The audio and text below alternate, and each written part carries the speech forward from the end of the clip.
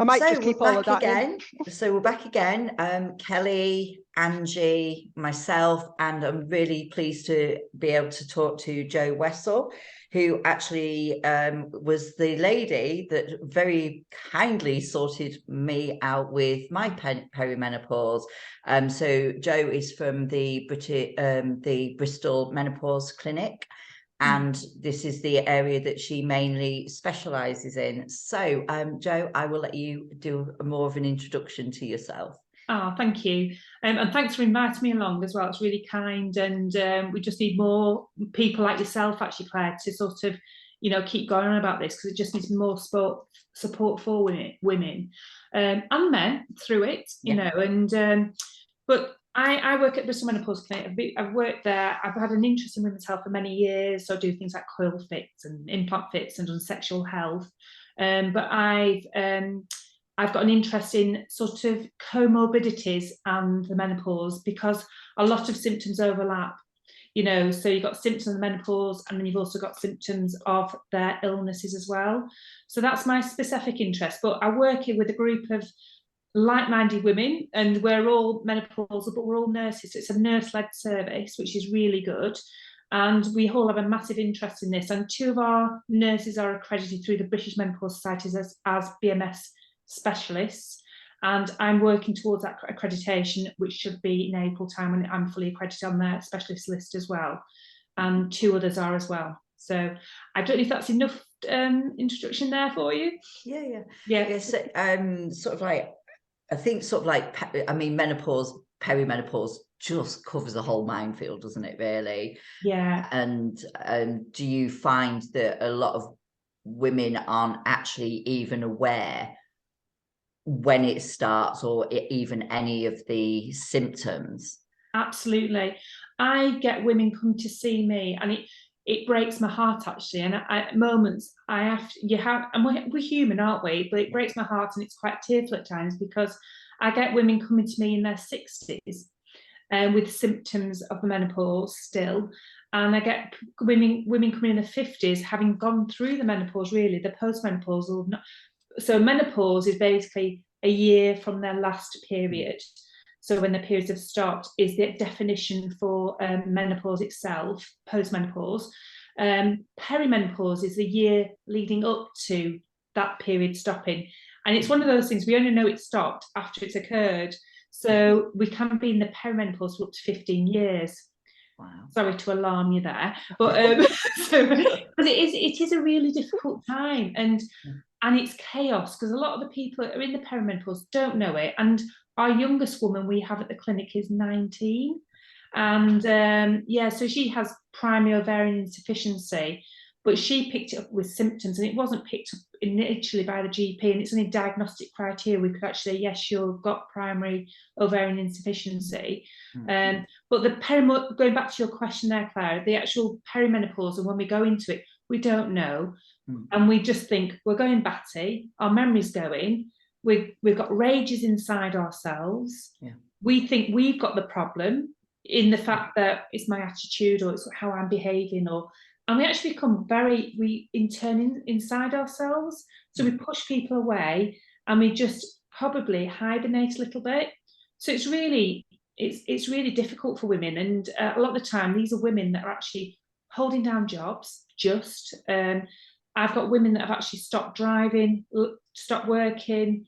And I described a lady to Claire when I spoke to her on Sunday. She came in, and I've got a grey jumper on, but she looked grey. I looked at her, and she just looked grey. She looked sad, she looked grey. And she actually had a friend that brought her in because she didn't have the confidence to come in. And this lady used to work. And I said, so I just listened to her, and we talked with her. I did get her on some HRT. I reviewed her, which we always do 3 months later, and she came in, and she had a spark in her eye, she had colour in her cheeks, and she's a different person. That's 3 months of treatment. Wow. And I'm not saying everybody has such a drastic response, but so quickly, but it can make a massive difference to women. And the fact that actually cardiovascular risk and long-term health prevention, it's much better as well. Yeah. So it's just win-win-win, really. There are, you look at women, there are women out there that can't have HRT, that have had things like breast cancers. You know, some women that have had breast cancer can do, but we wouldn't do that at the clinic. We do it in collaboration with oncologists as well and breast surgeons. We wouldn't do it on our own. Yeah. Yeah. So how, sort of like with symptoms, I mean, I know everybody, it's a bit, you know, how long is a piece of string? What are the most common things that you find? I mean, there's, you know, there's going to be a whole list of them, but what are the most common ones do you find? I think anxiety, a massive one. Memory loss is a massive concern. People just come in thinking they've got dementia, Alzheimer's, and they just say, I can't remember everything. Or they'll look at a fork and they'll say knife instead. They can't get the word there. So that memory finding. And so depression, anxiety. We all know about hot flushes and night sweats, but it doesn't happen to everybody. And that is the thing. And I've had many women coming in and say, I've been to my GP because I think I've got the menopause. And I've said, well, no, you're still having your periods and you don't have any hot flushes, so you can't be. And it's so wrong, you know. It's so it, you know, itchy skin's a big one. So mine was my hands. Yeah, exactly. It was constant. The so do you find that women on the whole are very good at tracking the cycle or tracking things, or not really? No, not at all. And we've spoken about this before, Claire, and we've actually, I started, when I review women, I developed a little sheet for myself because I was actually going through the sheet with them after, say, well, you answered this last time, you answered this last time. And they're like, oh my God. And the difference then, but by tracking, you're so right, by writing down, I say, start the day that you get seen by your clinician, whoever, of where you are with your symptoms. And there's loads of advice about the symptoms now out there. So, and I'm more than happy to, I'll share you, we've got a new brochure that's just come out and I'll send that to you, Claire. But it's we've actually got a diary in there now because, so it actually says, these are your symptoms when you come to us, you can tick them all. And then you can actually do it again 3 months later and then another sort of 6 months later to see where you are. But we also know in the perimenopause, our estrogen and progesterone levels are up and down, and your periods are just sporadic possibly. And so it's really, and I've said to you before, we have to up and down doses a little bit as well at that stage until we get to a nice comfortable dose for you. So do you think everybody as well expects the instant result? They think, oh, I'm on HRT and that's it, and then they don't track, they have no idea. I mean, as you know, I'm a little bit OCD or things like that, so anything you ask me, I'm like, oh yeah which is for me is brilliant, you know, because it does help us to get to the bottom of it really. But tracking your symptoms is so important because we can get to the point where where we don't go to mega high doses of estrogen. There's some places do. We stick within the BMS guidelines of maximum tolerated doses, and we want to go least is best really. So, but when we get to a point where we're at the top of where we would be, why is this not working? We think, is there an absorption problem? Is there something that they're not absorbing the HRT through the skin? Whether we tend to give transdermal because it's safest to start with. There is a cohort of patients that actually need oral, but that's another talk. I think we need to track it so we can actually say, well, actually, let's switch you off, say, a gel and put you on a patch, or switch you off the patch and put you on a gel, because we're all unique and different in our metabolism, what we're doing during the day. And so things can influence it. It's hormones. So there's no regulation with it. It's like a thermometer in a house. It's up and down. So with the running, so we were discussing this about on the last call, sort of like, you know, coming up to your cycle, and usually I find that I desperately need to go to the bathroom. I'm not incontinent, however I get an urgency to urinate. Is that due to hormone, or is that just pressure down, or is it a bit of both? It's a both. So it can come when we look at sort of people that are having pelvic floor issues. It can be because we've got estrogen receptors all over our body, and some of them are in the bladder. And also, so one of the first things we'd look at is actually, is somebody overweight? Because that's going to put extra strain and stress on the bladder, and actually fluctuations in weight over the years. So they've put on a few stone, they've lost a few stone. So that, again, it's extra plastic pressure on that pelvic floor. Yeah. And then we look at, have they had children? And if they have had children, how many children have they had? Have they had C-sections? Have they had vaginal deliveries? Because that will, again, influence that. Also, there's a genetic thing there. So it can be genetic links or familial link of things like prolapse as well. Yeah. And also things like, are there any medications people are taking that could influence it as well? So there's a vast array of things that can cause it, but we do know that with running, because one of the things we do a thing called bladder training, and there's a brilliant NHS app called, I think it's called My Squeezy NHS app, really good. And it's all about bladder training, because it's all to do with our brain and the bladder.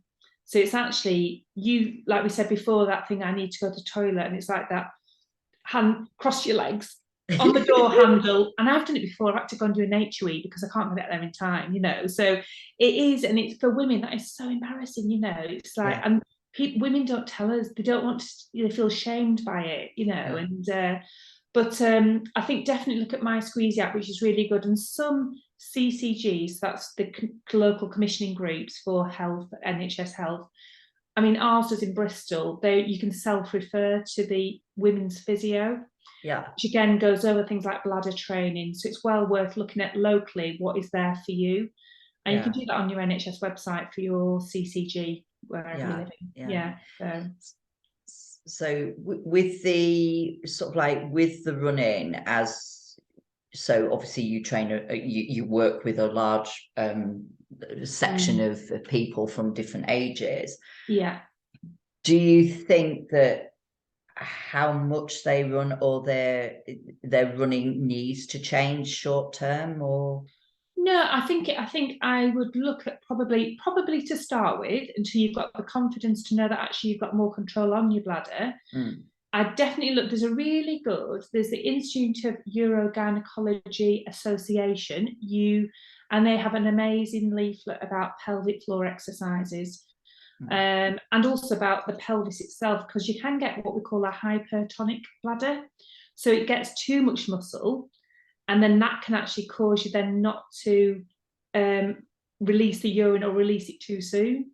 So you can actually overexercise, and this is where really important when you come to doing things like exercise, is making sure you're doing it with people that are trained to make sure you're doing it correctly. So I think it is a matter of probably going to things like the NHS app, using that, and it's a bladder trainer. You actually do it on the app. You'll even say, right, you've got to hold it for so much, your urine for so long. And if you get that urge, because a lot of it is it's the message from the brain to the bladder, and it's breaking that. It's changing a habit, really. So it's that thing of, or someone's just passed urine and you think, oh, I'm leaving the house, going out, I better just go again because otherwise I'm going to need to go in another 5 minutes. And it's to do with the brain. So it's actually breaking that chain of reaction that you have naturally. So do you get a lot of ladies, sort of, Kelly, that sort of like, that get the urgency, the time of the month and stuff like that, or? Yeah, I do. But I was going to touch on, just before it leaves my mind completely, you're talking about so that overweight thing comes up quite a lot, being overweight, having a massive, and that sort of makes sense to pretty much all of us, doesn't it? It puts pressure on lots of things. What about being underweight? Is there like correlation between any symptoms of perimenopause and being underweight? Because I find I don't want to sound like, when I say a lot of people that I work with, try not to sound judgy. It's really hard, isn't it, not to sound too judgy with it. But I find that female runners tend to be of a specific ilk. They're very driven. They're quite A-type personality. They're usually very up here, all very stressy, and they tend to be hyper focused on their weight, and they use running and particularly cardiovascular exercise as a method of managing their weight, but often I'm going to use the word extreme loosely. Yeah. But perhaps not in the best way that you could. And I just wondered if there was any kind of correlation between, you know, we talk about overweight all the time, but what about underweight or definitely. When you look at your bones, if you're underweight, you're going to put extra strain on the bones because you've got high risk of being osteoporotic. So it's really important that good nutrition is so good. And so there's a few things with that really, because you've got the osteoporosis risk in the fact, is your nutrition good with that as well? Because I know somebody, you have these people that in your mind, and she's very fit, she's a fell runner, she's amazing, you know, and she's plus she's nearly 60 now actually, and but her nutrition's not great. She'll eat very little for breakfast, very little for lunch, and then she'll just have one meal in the evening, and she's so underweight. She history of breast cancer, mum's strong history of breast cancer, so she can't have HRT or anything, but she's somebody who's at risk of osteoporotic fractures, definitely, you know, and God knows what her bone density is. So you've got the osteoporosis risk, but you've also got the cortisol risk of around the time of the menopause, our cortisol levels increases anyway, which is our stress hormone. And if you're running, that increases your cortisol as well, which is going to do you no good at all. So yeah, I think you have to taper down those activities, and think actually strength is really important, and really balance your exercise regime. So you incorporate weights and strength training, yoga, Pilates, that kind of thing with the running. I don't know if that helps you, Kelly, with what you were asking. It does, yeah. I was just trying to get that kind of idea about, it's like anything else in life, isn't it? It's all about balance. And although we know that being excessively overweight is not great, being a little bit overweight, it's not the end of the world. Being a little bit underweight, it's not the end of the world. But it's those extremes that we tend to we tend to navigate towards or find, again, some people navigating towards the extremes, particularly as they get to this sort of stage in their life. It's almost like they've lost that idea about balance throughout the life, and it's like one way or the other. It's anyway, that and I think perception of oneself. So I think we lose perception of what they are, and sometimes you wonder what is it that drives them, you know, what is the motivation of the drive for it. I'm doing a lot of work around CBT and the menopause as well, which is really interesting, because I think that it's a massive, you know, thing it's not all about drugs. So it is a fact of looking at why people do things, what's driving them, you know, and what is the reason for that. And usually it goes back a long way. When you look into people, you speak to people, it's something that's come from childhood, you know, so it's interesting. So Jo, are you able to have those conversations with people to dig a little bit deeper? Are they receptive to that and okay with those? Yeah, you know, do you know, we have our first initial appointments, an hour-long appointment. It's still not enough. And you look at, I worked in GP World as an advanced nurse practitioner for many years, and we had like 10 or 15-minute appointments, which you cannot do anything in that time. It's very prescriptive. There you go. And it's awful, really. And I really appreciate people that still work in primary care and doing that job. And I never put anybody down from that point of view, because it's my upbringing of where I came from. But to actually, when you look at the menopause, which is just so vast and so complicated, and I think it's important we do have those conversations. So I'll say I'll go through it. I'll sort of discuss. We go over mental issues. So we'll say, so mentally, how are things with yourself? Are you working? You know, what's happening at home? You know, and how are your family? Are your parents alive and well? You know, and that kind of thing. And usually that brings up issues as we're going through that. You know, and it is so unique to everyone we speak to, really, because everybody's had different, as we're all unique, aren't we? And so you hear everyone's stories, and I feel very privileged to hear them stories, because you don't have got opportunity, do you, really, in life? You know, some people, I'm getting half of my sleeve, so I'll tell everybody everything, you know, but you don't have opportunities to do that normally, do you? So I think it's really important, and sometimes it can be the fifth consultation before you actually hear the gem of what is the issue, you know. I can really understand that. I think that's really important. And what was just going through my mind there as you were talking, just thinking that, you know, I find it quite common that in my work and just generally soaking up the stuff that's put out there around menopause, I think from what the conversations I've been part of, and yeah, this is tricky. I'm desperately trying not to judge anybody with this. That often, and often is the right word, women are looking for the thing that's going to help them because they're desperate for the help. By the time they're looking for the help, often they are needing that direct support and quickly, and they're wanting the help. And I'm finding in some of the conversations they're expecting to go to a practitioner like yourself and get the medication and kind of like the magic bullet, and you're right, and things are going to change quickly and it's all going to be okay after that. And it's not like that at all. It's multifactorial, and it is down to actually, and I describe it, we've got a little doll in the clinic, and it's somebody she's a lady whose great grandmother had made this doll years ago, and on it she's got saggy boobs, she's got something like poor skin, sweats, so it's all menopausal symptoms. This was done like many years ago when we weren't even talking about it, you know. And so we have this doll in work, and she comes everywhere with me, and I should have brought it today actually. And it is that thing, we've got lifestyles where, you know, we've got social media, which we've got children, are they on social media? You've got children that have got mental health issues now, which we've never spoken about before.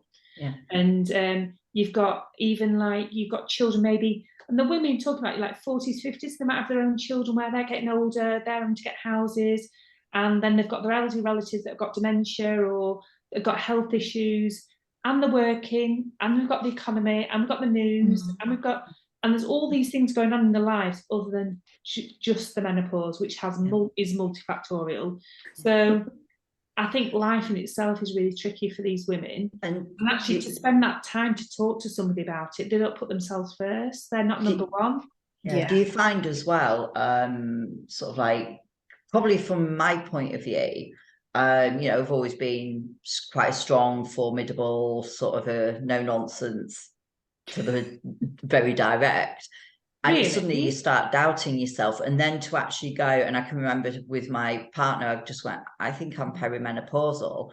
And I think I never wanted children, and still don't, but I think suddenly you're thinking, oh, I'm at that age that actually I don't have a choice in the matter anymore. That choice is going to be taken away from me. And then suddenly you're getting in touch with your own mortality, your health. And this sounds terrible.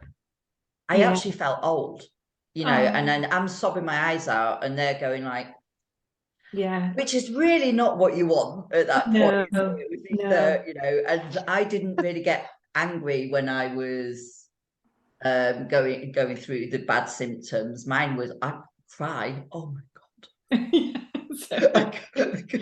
then obviously getting it was like, oh wow. And I think that, do you find that's a problem for women, that actually admit there's nothing wrong with being old and mature, but it's suddenly having to address it?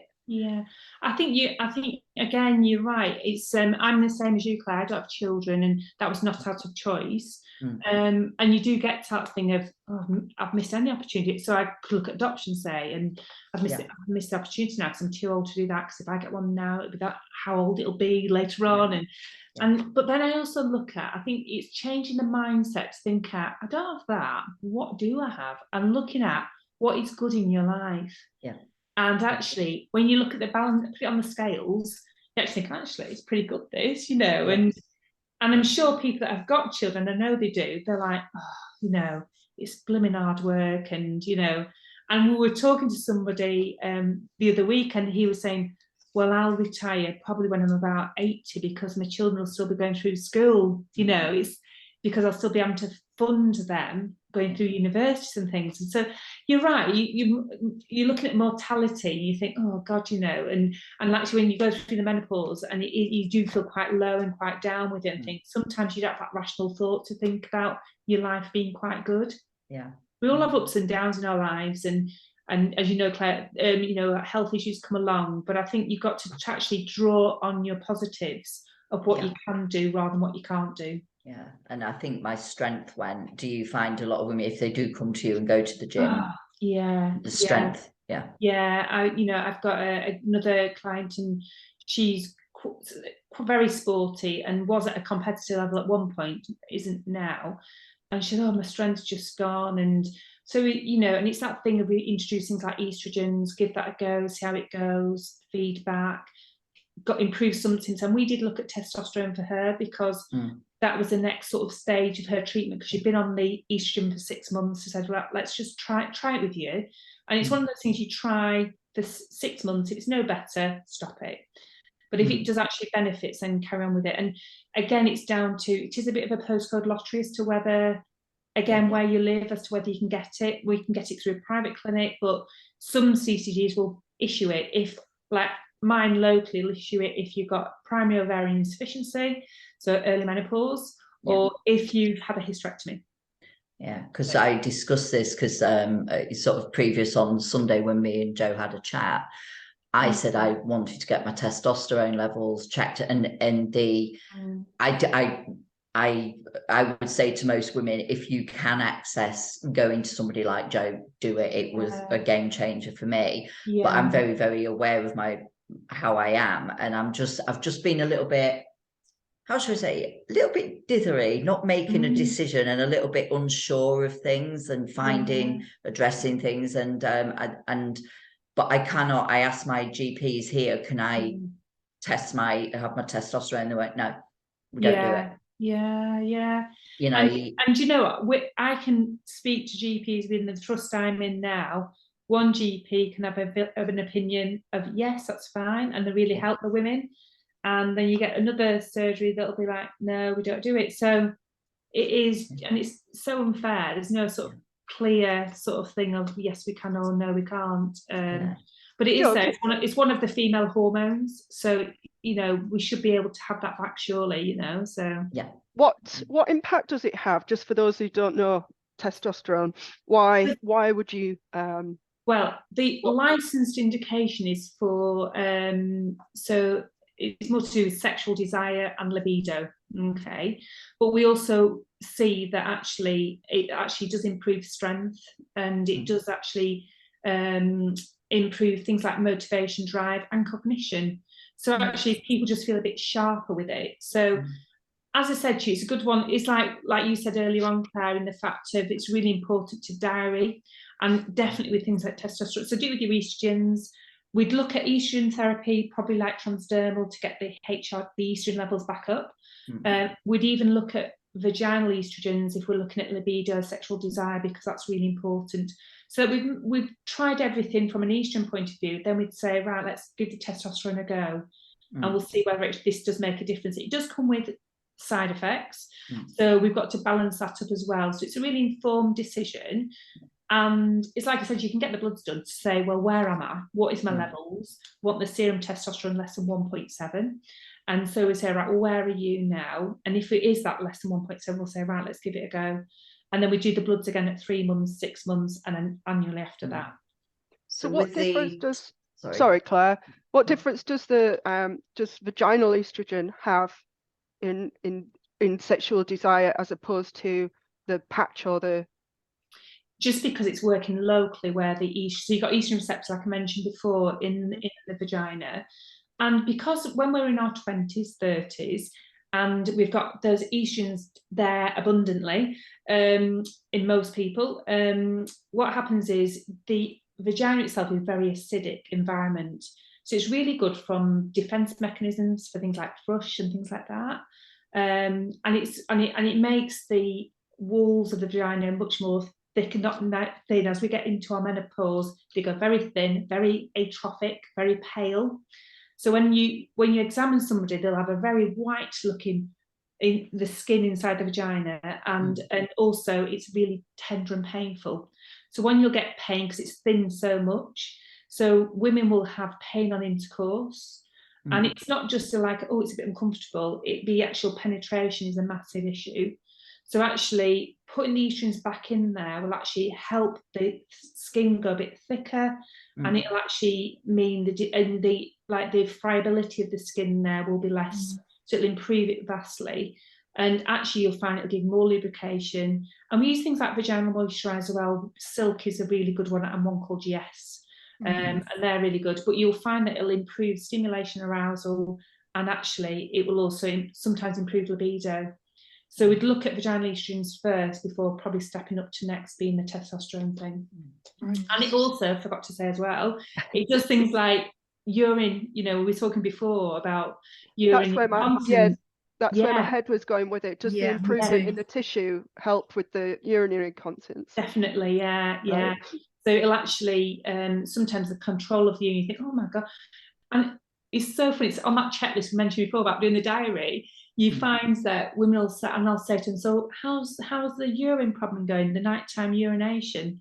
I'm like, oh God, it's not, I didn't realise, I don't get it anymore. Yeah. And it's only then that the light bulb goes on. They're like, God, it's helped that as well, So the diarying is so important, just to keep saying, going back to that, don't I? But I think it is really important to see what's improving, what's not improving. So is there any, sorry to interrupt, is there really, just thinking of one of the issues that a recent client of mine was talking about in relation to running and urinary tract infection, and that stopping her from running and all sorts of complications around that we were trying to sort out. Does that topical estrogen have any effects there for her? Yeah, it will do, definitely. So you can, like I said to you before, it gets quite friable and very thin, the tissues. So you can imagine with running, you'll find that it rubs, and then it can then cause, so it's like open. We get women that get bleeding, vaginal bleeding, think, oh my God, I've got menopausal bleeding, and it's actually coming from the vagina. And it's because of the skin being so friable and just being irritated that causes that. But also because of that defense mechanism that I said before, and the fact that it goes to a very alkaline area rather than it being very acidic. So actually, by putting the estrogen back in there, it becomes more acidic, which actually helps in prevention against urine infections and cystitis. And there's a really interesting podcast on the Urogyne Association mentioned before, all about urinary symptoms of pelvic floor, and so it'd be well worth, for anyone that's interested to look at that, because it talks about actually when they've done tests, they found that bacteria in all people is present. They did sampling. It wasn't a massive cohort group of people that they looked at, but evidence does suggest that we have bacteria there anyway. So women can go to the surgery, and I know from when I was working in GP surgery, we get about 100 urine pots left at reception, all wanting the urine dipped, and you'll find that they will all have probably some kind of white cells in there. They'll have leukocytes, they call it, and then you'll also have maybe sometimes a little bit of blood, possibly, because again, vagina, menopausal. But also you'll find that the main thing you see is if you see nitrites, because that's the thing that you say, well, actually it's more indicative there might be infection. But as I said, they found when they looked at the research, actually bacteria does exist anyway. So probiotics is so important. To give some good bacteria back in there as well, which can actually help you for gut health, but also for things like the urine infection side of things as well. So great. With the sort of going into sort of like sort of nutrition side of things, and me personally, it's helped me is cut out a lot of nightshades, and I've got no intolerances. I've done every test you can imagine, but I've actually found when they're saying that we need to have collagen and stuff like that, it's a lot cheaper. Just go to the butcher and get my bone broth, and I make my own bone broth, and I put and I make it with apple cider vinegar as well, which is good for gut health. And I'm very lucky. I've never had any side effects. I've never had any digestive issues, in all fairness. But I've got to say, the making my own bone broth And I'm very lucky where I live. I've got organic everything. I literally walk down the road and I buy the eggs off the side of the road, you know. But it's really, really massively helped my joints. And I think alongside the HRT, it's really helped the skin as well. I think we're looking at the one thing, and I think most people need to look at the whole picture. Yeah, this is the tricky thing, isn't it? When people don't even realize that they're at that perimenopause stage, they're perhaps not looking to change things, let alone think about HRT until that friend mentions it, or they have the conversation at work, or something happens. And actually trying to not go to just that medical model of getting something, a drug. It's actually looking completely about lifestyle and looking actually, because you're right in the fact we've got collagen in our diet. We can have it in our diet. You can get it in through having really good Mediterranean diet, absolutely, you know, all fresh, lots of olive oil, that kind of thing. So what we used to think was like fats are bad for you, actually fats are good for you, but it's what types of fats you're having, you know. So really important. So looking at things like seeds, nuts, you know, legumes, you know, chickpeas, good source of protein. So things like that in our diets, rather than just thinking about those processed things we get over the counter, got lots of sugars in, lots of things we don't need. And actually looking at what we're doing time-wise for eating our meals and stopping at a good time as well.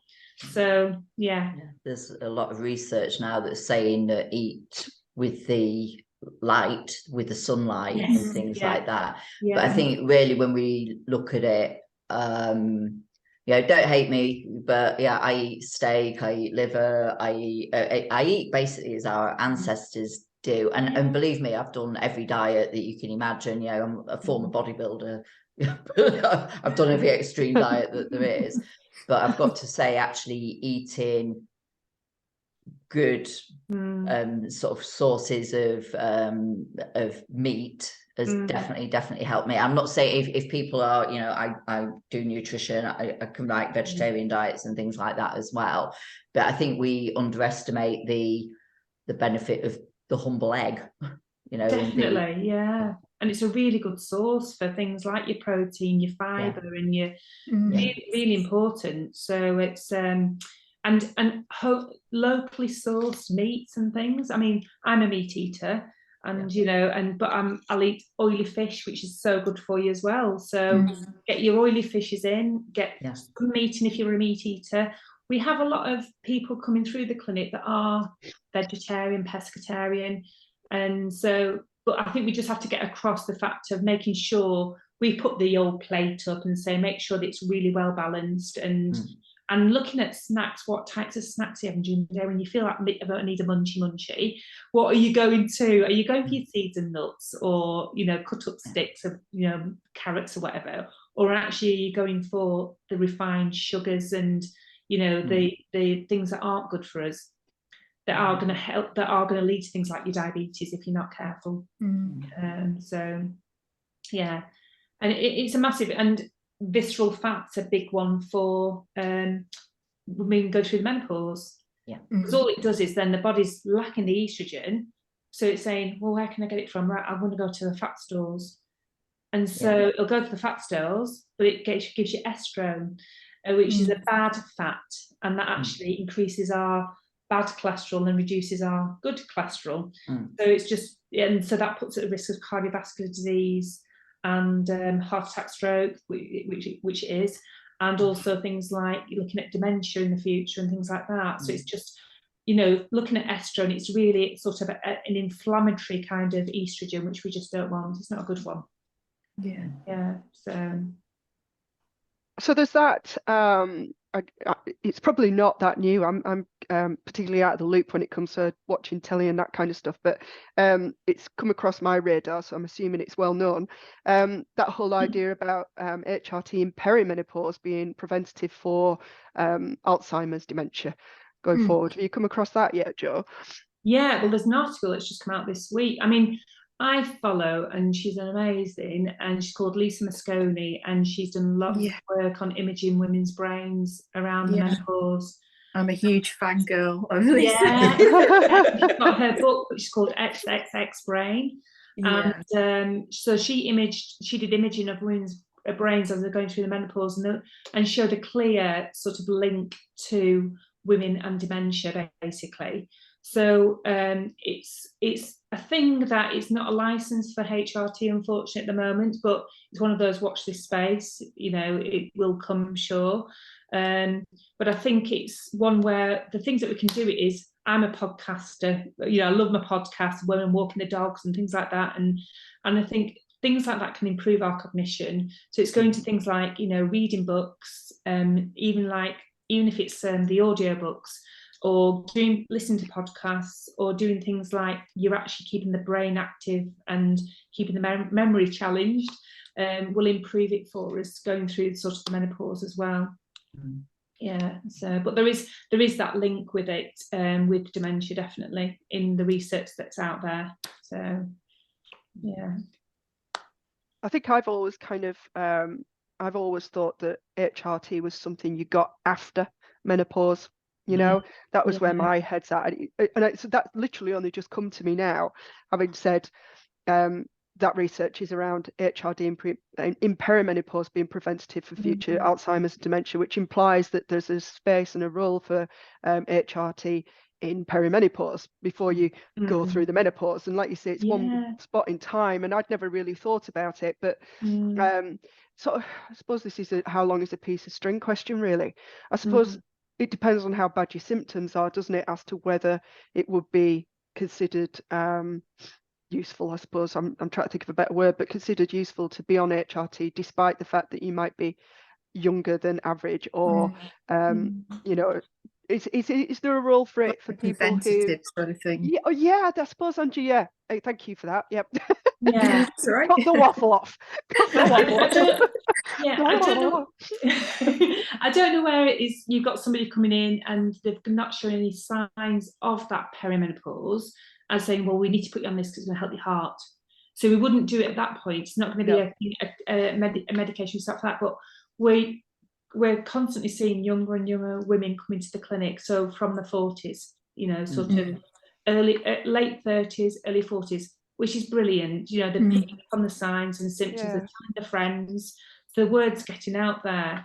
And and sometimes we'll say, if they're sort of between 40 and 45, we don't even do bloods, we just say, let's give it. We take a history, and when we take our histories, we're not just saying, it's not a little 5-minute, right, what's your blood pressure, what's your weight, what's your height, right, well, that's what you'd, some patches there, pop them on, and you see how you can't. So we go through, and Claire knows from my grilling and my questioning, so we go through family history, we go through your health history, we go through, we do all the sort of my consultation with you was well over an hour.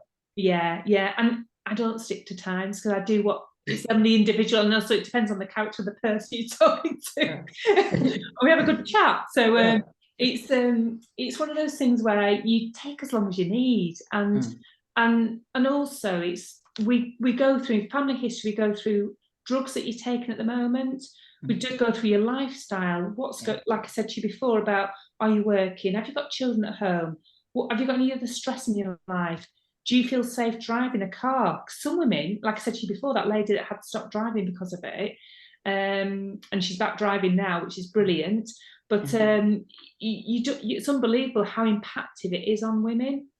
I had another lady, she's a midwife, and she said, I've actually smashed someone she had an argument with someone, she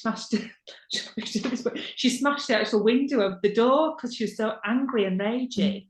Really out of character for her, you know. And so it has massive impact on people, and especially when they've gone to get help and then they've been knocked back.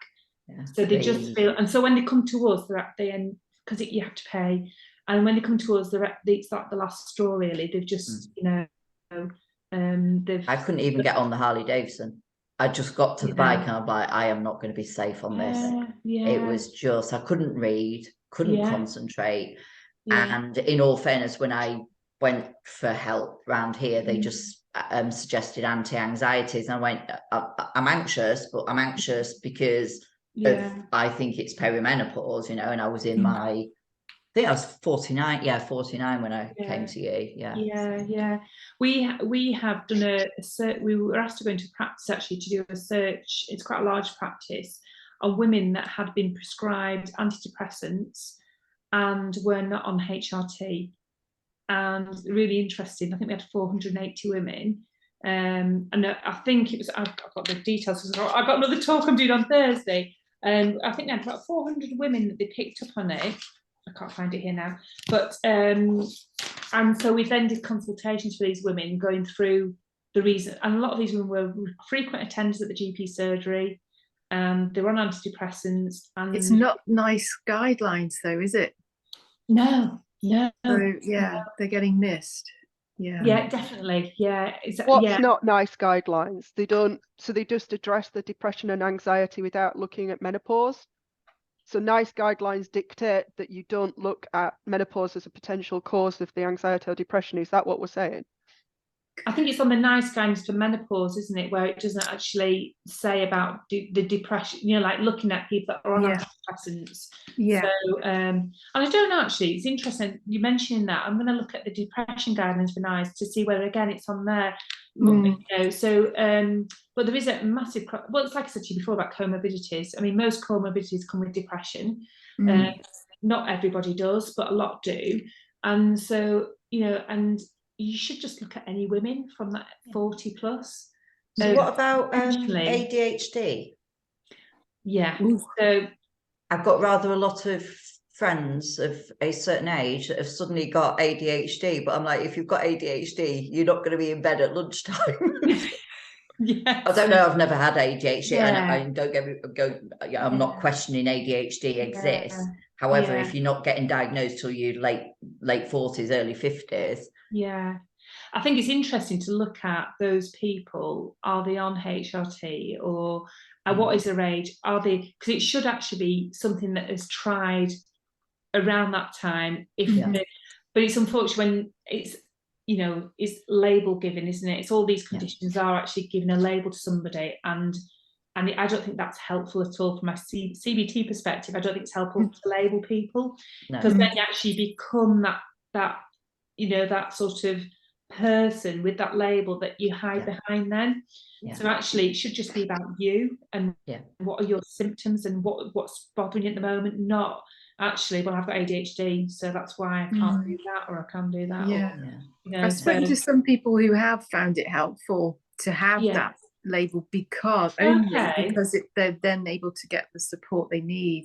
But like you say, if it's just a label and then they're left on their own, and then they are they're living into that label and they don't know what to do next, and that's not helpful. No, and you're quite right.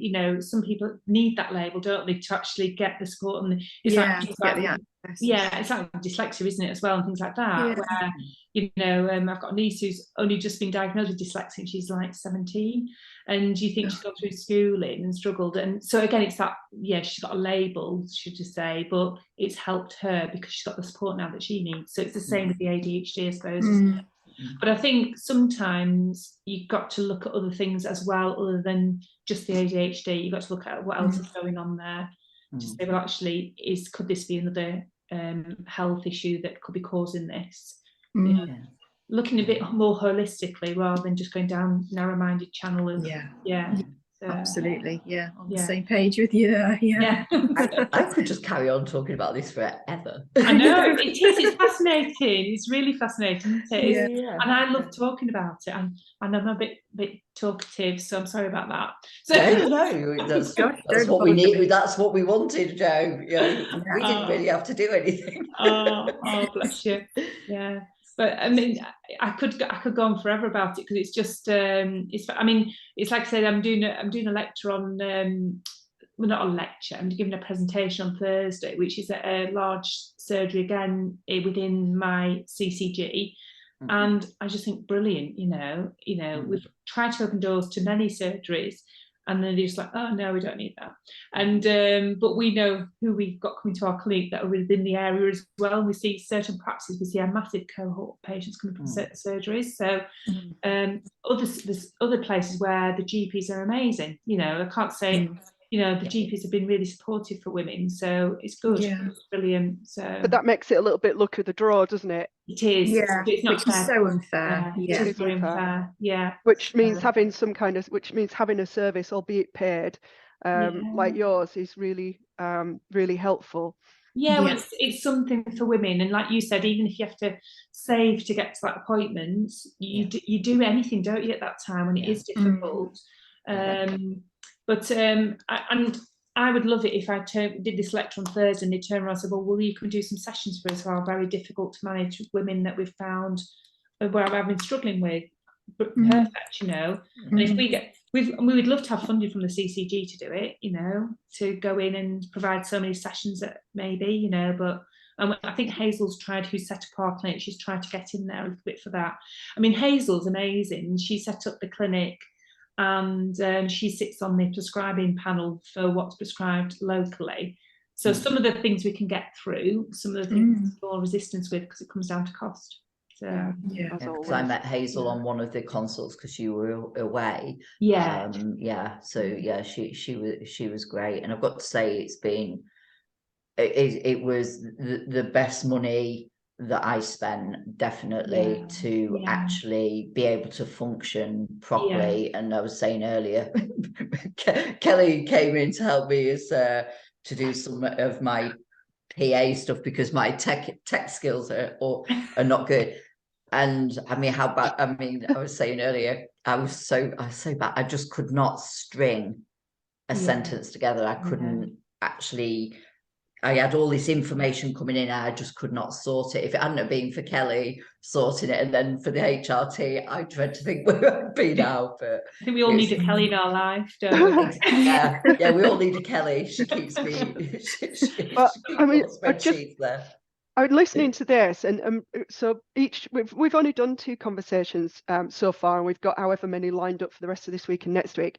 But each time Claire, Angie, and I get on, we do a little bit of a chat beforehand, and obviously it kind of it centres around menopause and the sort of stuff that we are either going through ourselves or we're our clients, friends, family, whatever, are all going through. And what I found is it's incredibly useful to talk about it. So Claire was talking just before we got on, and she's touched on it now about that sort of confronting your mortality, feeling like you don't want to be here sometimes, that depths of despair. And I'm not saying that lightly and taking the mickey, but because it sometimes does genuinely feel like that. And although you could kind of go, well, this too shall pass. One thing that you touched on there, Jo, was one of your clients and driving, and it made me think. The other day I was driving through Blackpool, and I drove through a red light on a cross junction, busy cross junction, and I just kind of spotted it, anchored on, and it was a busy crossing, and I nearly took somebody out. Now it's one thing kind of killing yourself, it's another thing, you know, totaling somebody else's car, and I've never ever lost concentration like that ever. And it was just that one moment when you kind of went driving, and I went, well, shit. It's true. Something to think about, you know. And you wouldn't not necessarily think about something like that unless you were having these conversations. Because actually I think nowadays we just think, oh, well, life's busy, I was just distracted, that kind of thing. And I think we put it down to that rather than thinking, actually, this is down to me, it's down to actually my estrogen levels are low. You know, I went through the menopause when I was 45. Well, my period stopped when I was 45, so young, and I didn't get onto HRT until late 40s. So, and again, that was because of being hit back by going to the GP surgery. Antidepressant, first option. And then, you know, I'm thinking, no, this isn't right. And having to keep going back, knowing what I wanted. And in the end, you know, I got it from a nurse that worked in the surgery. I was like, look, this is, you know, but it took a long time to get heard. I mean, I wasn't working in the clinic back then, but I remember feeling quite desperate, feeling very dark, felt like just getting in the car and just driving off. Where that took me, I don't know. But I just know that it's very isolating, quite a lonely time for women. And even though we are talking about it more, when you're in it, you don't have the rational thought to actually, I need to pick up the phone and speak to somebody. You're actually just in it, and it's so we still need to bang on about it, really, to say we're there for you. And the number of women I'm a real sort of tactile person, and when I do my clinics, usually I finish it at the end with a hug.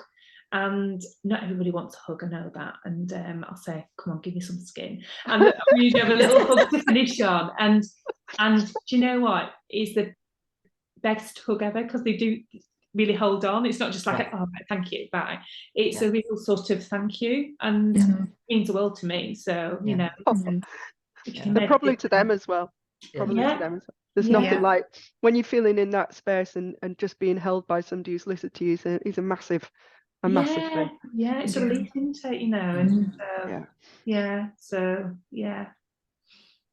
Well, right. This could go on forever, but we're going to have to finish at some point.